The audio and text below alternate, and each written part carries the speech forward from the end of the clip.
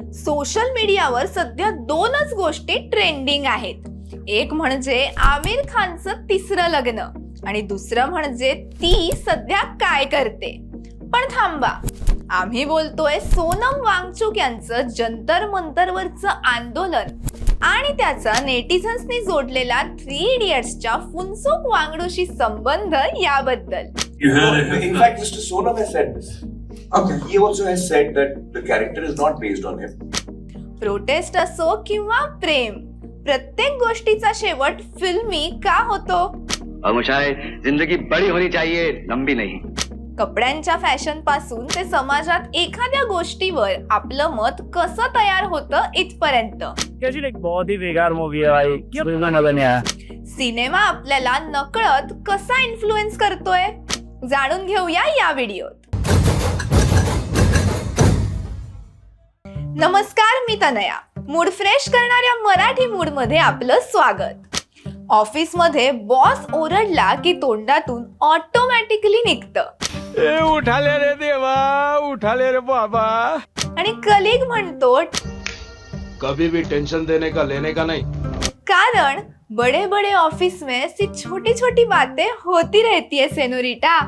आपल्या रोजच्या जगण्यात बोलण्यात सिनेमाचे हे आयकॉनिक डायलॉग्स घट्ट विणले गेलेत. जिस स्कूल में तूने ये सब सीखा है ना, उसका हेडमास्टर आज भी मुझसे ट्यूशन लेता है. पण सिनेमाचा हा इन्फ्लुएन्स फक्त डायलॉग्स पुरता मर्यादित आहे का?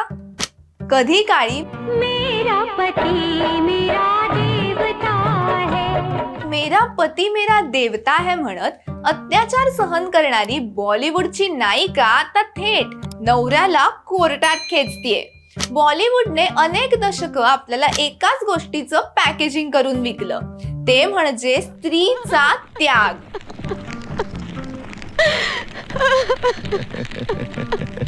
पण आज नवऱ्याने एक थोबाडीत मारली तरी स्वतःच्या सेल्फ रिस्पेक्ट साठी कायदेशीर लढाई लढणारी अम्मू आहे आणि लग्न तुटल्यावर सोलो ट्रिपला निघणारी क्वीन आहे.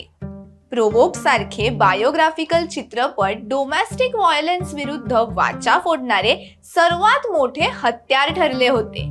पडद्यावर बदललेली स्त्रियांची हीच बंडखोर रूपं आता समाजातल्या खऱ्याखुऱ्या महिलांना कमालीची इन्स्पायर करतायत.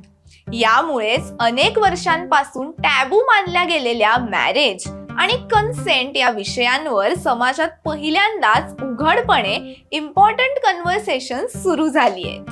याच सिनेमातली फॅशनवाली हवा आजकाल कॉलेज कट्ट्यापासून ते थेट आपल्या सोशल मीडिया फीड पर्यंत पसरली आहे. आजचे ब्लॉकबस्टर सिनेमे आपल्या मातीतल्या पारंपरिक कलाकुसरीला ग्लॅमरस बनवून आपल्यापर्यंत पोहोचवत आहेत.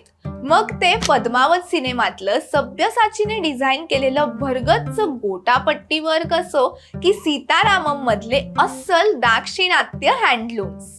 पडद्यावरची ही देसी फॅशन आज प्रत्येक भारतीयाला आपल्या संस्कृतीशी पुन्हा एकदा कनेक्ट करतेय.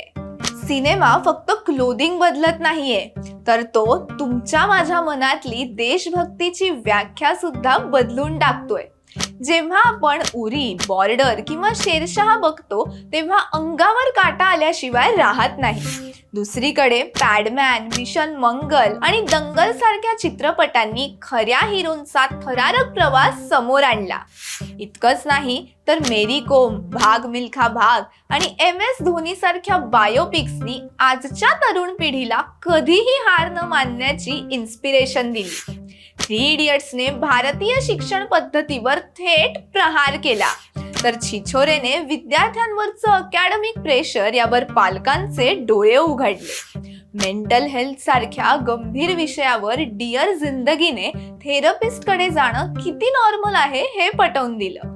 आज चित्रपट हे केवळ मनोरंजनाचं साधन उरलेले नाहीयेत, तर ते देशातलं पॉलिटिकल नरेटिव्ह सेट करणारे सर्वात मोठे हुकमी एक्के बनलेत. जेव्हा निवडणुका जवळ येतात तेव्हा थिएटर्समध्ये अचानक राजकीय नेत्यांचे बायोपिक्स किंवा एखाद्या अजेंड्यावर आधारित चित्रपटांची लाट येते. यामुळे लोकांची मतं बदलतात. या सिनेमातली गांधीगिरी आणि आंदोलनाची ताकद आज पडद्यावरून थेट रस्त्यावर उतरलीये. मुन्नाभाईने शिकवलेली गांधीगिरी आणि रंग दे बसंतीने दिलेली शांततेत आवाज उठवण्याची प्रेरणा आज देशभरातल्या अनेक तरुणांच्या आंदोलनांमध्ये स्पष्टपणे दिसून येते.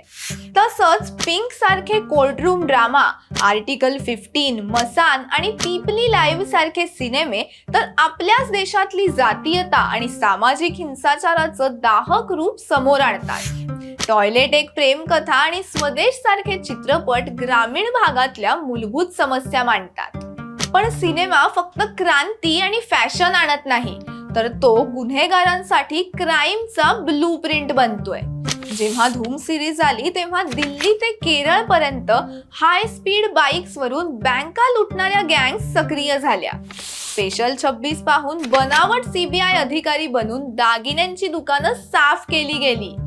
सर्वात भयंकर म्हणजे शूटआउट ॲट लोखंडवालाच्या प्रभावातून एका अल्पवयीन मुलाने आपल्याच मित्राचं अपहरण करून खून केला.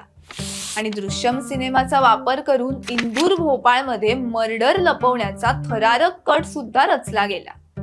मनोरंजन करणाऱ्या याच सिनेमांनी गुन्हेगारी विश्वाला गुन्हे करण्याच्या एकापेक्षा एक भयंकर आयडियाज पुरवल्यात, हे मात्र नाकारता येणार नाही. तुम्हाला काय वाटतं? सिनेमा खरंच आपल्याला इन्फ्लुएन्स करतो का? तुमच्या आयुष्यात अशा कोणत्या एका मूवीने सगळ्यात मोठा प्रभाव पाडलाय? कमेंट सेक्शन मध्ये नक्की सांगा. जय हिंद, जय महाराष्ट्र.